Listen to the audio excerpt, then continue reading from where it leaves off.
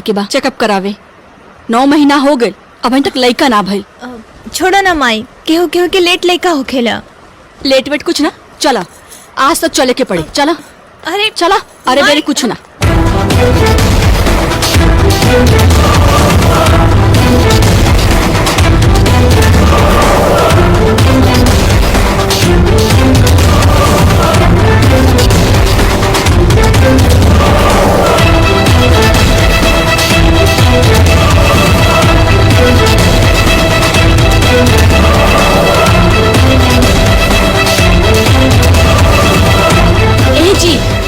बैठल का बानी, चली माई हम हॉस्पिटल जाए के बा, चली।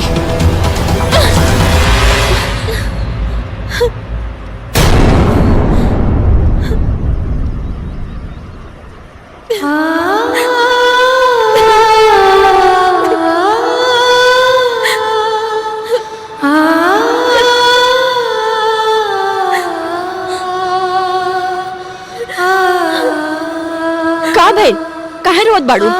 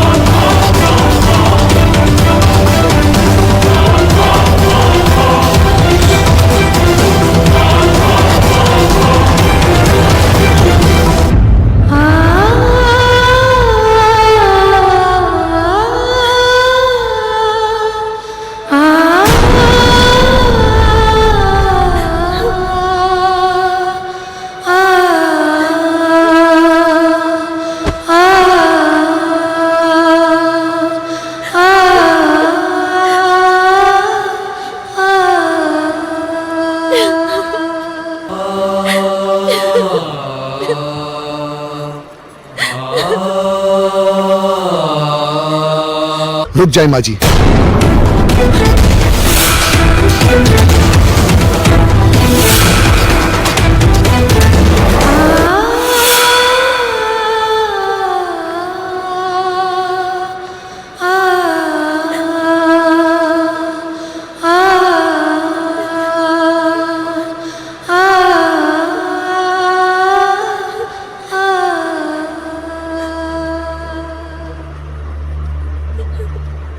हम बतावा तनी कि यशोदा ऐसा काहे कैली।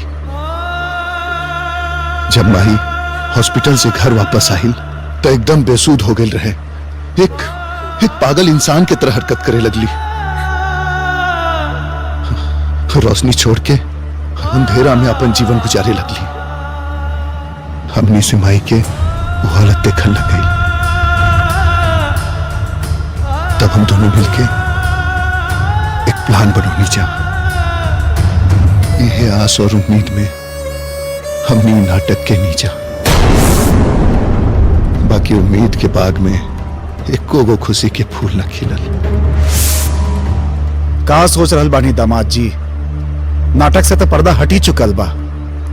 अब ये देखी कि समधी जी और समधन जी के का जवाब देब। जौन होई देखल जाइए बाबूजी। आज ही हम यशोदा के वापस लेके जाए और माई बाबूजी के सारा सच्चाई बता दे। अरे जे नसीब में लिखल हुई वह ना हुई।